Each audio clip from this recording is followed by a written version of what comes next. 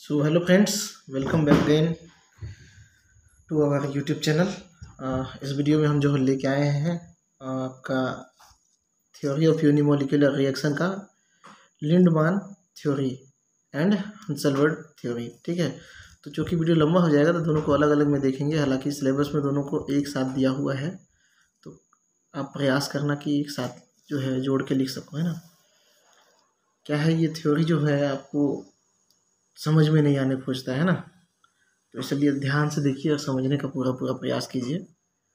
मैं भी प्रयास करूंगा कि मैं आपको इजी से इजी तरीके से समझा पाऊँ। ठीक है, यूनिमोलिकुलर रिएक्शन में क्या होता है, एक सिंगल मॉलिक्यूल में रिएक्शन होता है। ठीक है, लिंडमान ने इस थ्योरी को गैसियस स्टेट के लिए दिया था। तो उन्होंने क्या बोला था कि मान के चलो हमारे पास कोई सिस्टम है जिसमें कोई मॉलिक्यूल है, सेम टाइप के मॉलिक्यूल है ना, क्योंकि यूनिमोलिकुलर है तो एक मॉलिक्यूल में ही रिएक्शन होगा और चूँकि दूसरे मॉलिक्यूल को इन्वॉल्व यहाँ नहीं कर सकते। ठीक है, कई बार इनर्ट गैस को इन्वॉल्व करते हैं तो वो अलग मैटर है। तो ये क्या होता है, कोई एक ए मॉलिक्यूल रैंडम मोशन कर रहा होता है, यहाँ पे फिक्स डायरेक्शन में मोशन तो करेगा नहीं सिस्टम में। ठीक है, वो इधर उधर ऊपर नीचे सब तरफ गति करता रहेगा। ठीक है, एक मॉलिक्यूल जब दूसरे ए मॉलिक्यूल के साथ में कोलाइड करता है तो उस कंडीशन में क्या होता है, इनकी एनर्जी जो है एक्सचेंज हो सकती है ना। ए जब ए से टकराएगा तो हो सकता है उसमें से एक मॉलिक्यूल गेट एनर्जेटिक, है ना, एक्साइटेड हो सकता है। ठीक है, और एक जो है जैसे का तैसा रह जाता है। ठीक है, मतलब हो सकता है इनकी काइनेटिक एनर्जी इसमें ट्रांसफ़र हो गई हो, है ना, ये भी हो सकता है। काइनेटिक एनर्जी मतलब गतिज ऊर्जा, गतिज ऊर्जा क्या हो सकता है, इसमें ट्रांसफ़र हो गया हो। ठीक है, अब डीएक्टिवेशन प्रोसेस ये दो प्रकार का हो सकता है। अब ये एनर्जेटिक हो गया, मतलब ये एनर्जेटिक अवस्था में तो रहेगा नहीं। हो सकता है किसी दूसरे मॉलिक्यूल से टकरा के दोनों बराबर एनर्जी बांट के नॉर्मल मॉलिक्यूल बना लें ना, और हो सकता है कि ये क्या कर दे, प्रोडक्ट बना दे। एक मॉलिक्यूल में होने वाली रिएक्शन जैसे कोई रीअरेंजमेंट हो गया, है ना, बॉन्ड क्लीवेज हो गया, कुछ इस तरह का रिएक्शन दे सके। ठीक है, तो प्रोडक्ट हमारा बन गया। तो इसको रेट जो हम दिखाएंगे प्रोडक्ट के बेस पे, है ना, तो प्रोडक्ट को हम लेते हैं प्रोडक्ट अपॉन टाइम, है ना, एक निश्चित समय में कितना प्रोडक्ट बना वही उसका क्या होगा, रेट होगा। तो वो होता है आपका K2, यहाँ पे आपका हो जाएगा K3 है तो ये K3 इंटू एक्टिवेटेड कॉम्प्लेक्स का कॉन्सेंट्रेशन। अब यहाँ पे एक चीज़ गौर करने वाली बात है कि यहाँ पे जो A स्टार है या फिर एक्टिवेटेड कॉम्प्लेक्स है, ये एक तो रिएक्शन इंटरमीडिएट है ना, रिएक्शन इंटरमीडिएट है मतलब रिएक्शन के बीच में बनने वाला है। तो इसका हम कोई फिक्स कॉन्सेंट्रेशन नहीं बता सकते। ठीक है, तो उसके लिए हम क्या अप्लाई करते हैं, steady state approximation. Steady state, study यहाँ नहीं है, स्टेडी है। स्टडी मतलब पढ़ना, स्टेडी मतलब एक स्थिर अवस्था, स्टेडी स्टेट मतलब एक स्थिर अवस्था का अप्रोक्सीमेशन लागू करते हैं। होता क्या है कि मान के चलो यहाँ पे कुछ रिएक्शन इंटरमीडिएट बने, ठीक है, उसके बाद में प्रोडक्ट बनना चालू हो जाता है, इसका कॉन्सेंट्रेशन क्या हो जाएगा, स्थिर हो जाएगा। जो रिएक्शन इंटरमीडिएट है उसका कॉन्सेंट्रेशन स्थिर हो जाएगा क्योंकि अब प्रोडक्ट बनने वाला है। और जब सारे के सारे रिएक्टेंट खत्म हो जाएंगे उसके बाद क्या होगा, जो रिएक्शन इंटरमीडिएट है वो भी क्या हो जाएगा, खत्म हो जाएगा। प्रोडक्ट सब के सब क्या हो गए, प्रोडक्ट में चेंज हो गए। यहाँ से यहाँ तक का जो स्टेट होता है उसको हम क्या कहते हैं, स्टेडी स्टेट। ठीक है, जिसका अप्रोक्सीमेशन लागू करते हैं। और इसमें एक्टिवेटेड इंटरमीडिएट का टाइम के रेस्पेक्ट में चेंज क्या होता है, जीरो। इसमें कोई चेंजेस हो रहा है क्या, इस लाइन में चेंजेस तो जीरो हो गया, है ना, मतलब जितना रिएक्शन इंटरमीडिएट बन रहा है उतना प्रोडक्ट भी बन जा रहा है, तो उसमें कोई चेंजेस नहीं हो रहा है, मतलब जीरो हो गया। मतलब इसका फॉर्मेशन और डिकम्पोजिशन क्या होगा, बराबर होगा जी, है ना जी, बराबर होगा तभी ना जीरो होगा। तो आप लिख सकते हो del A star upon active concentration, ठीक है, upon del T equal to zero. इसको आप निकालने के लिए क्या कर सकते हो, फॉर्मेशन से डिकम्पोजिशन को माइनस भी कर सकते हो, है ना, फॉर्मेशन से डिकम्पोजिशन को माइनस। फॉर्मेशन कौन कौन से स्टेप में हो रहा था, देखो फॉर्मेशन तो यहाँ फर्स्ट स्टेप में ही हो रहा है कि इसका एक्टिव कॉन्सेंट्रेशन इंटरमीडिएट का। अब डिकम्पोजिशन किस में हो रहा है, इसमें और इसमें, है ना, दोनों स्टेप में हो रहा है। तो दोनों स्टेप का जो रिएक्टेंट है उसको कांस्टेंट के साथ लेके हम जो है यहाँ पे डेरिवेशन करते हैं, ठीक है।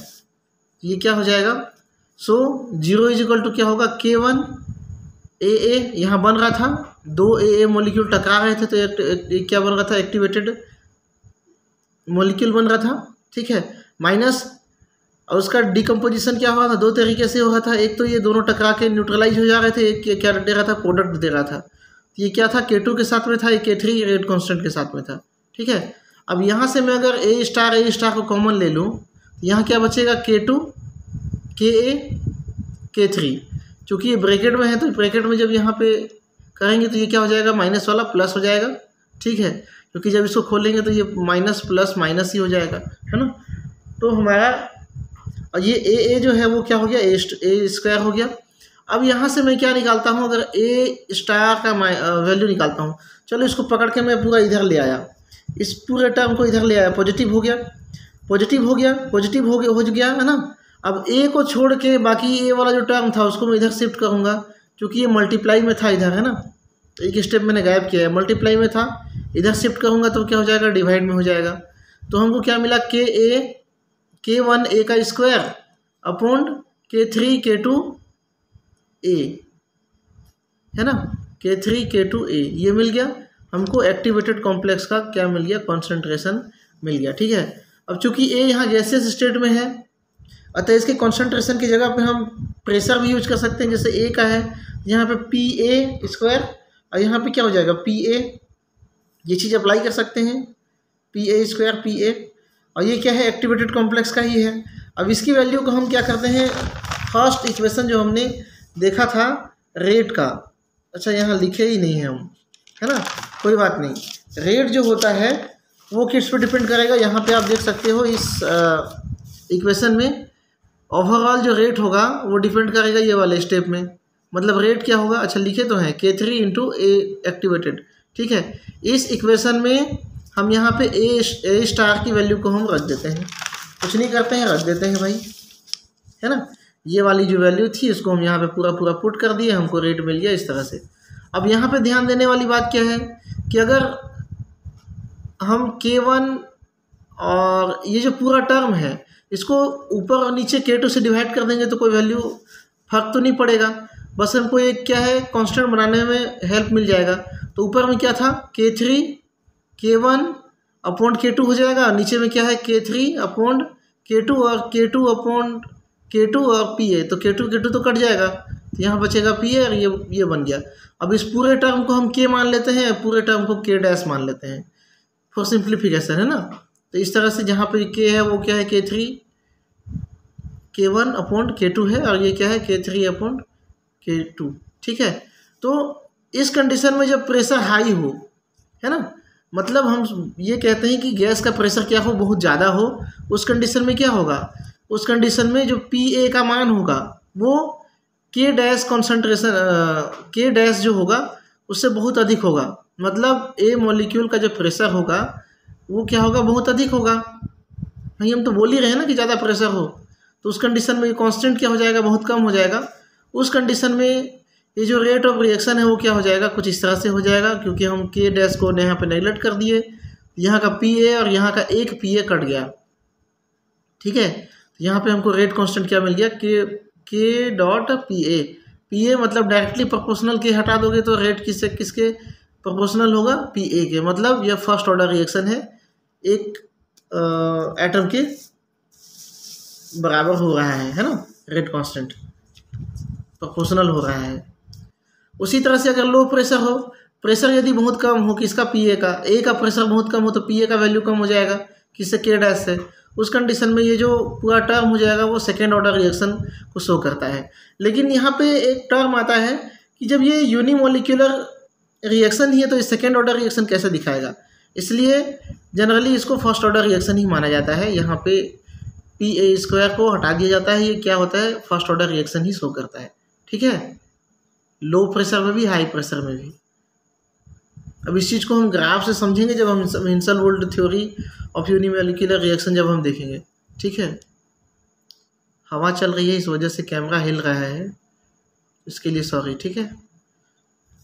तो यहाँ ऑब्जेक्शन क्या है, ऑब्जेक्शन ये है कि रिएक्शन क्या है, यूनिमोलिक्यूलर है, जबकि रिएक्शन स्टार्ट में ही है 2 मॉलिक्यूल से शुरू हो रहा है, मतलब टकरा रहा है 2 मॉलिक्यूल भाई, तो इसको यूनिमोलिक्यूलर क्यों कहा गया, इस चीज़ को एक्सप्लेन नहीं किया गया। हालांकि प्रोडक्ट बनाने वाला यहाँ पे क्या है, केवल एक ही मॉलिक्यूल है, इसलिए इसको यूनिमोलिक्यूलर कहा गया है। ठीक है, यहाँ पे एक ही मॉलिक्यूल से क्या बन रहा है, प्रोडक्ट बन रहा है, दूसरा मॉलिक्यूल एज इट इज़ बाहर निकल जा रहा है, सो इसको यूनिमोलिक्यूलर रिएक्शन कहा गया है। ठीक है, अब इसी के साथ में दूसरा जो टॉपिक है वो हिंसलवुड थ्योरी है, तो इसको मैं अलग वीडियो में लेके आ रहा हूँ क्योंकि 10 मिनट का समय हो गया है ना, तो नेक्स्ट वीडियो में आइए इसको भी देखिए। ठीक है, अब बताना एक साथ है। Thank you.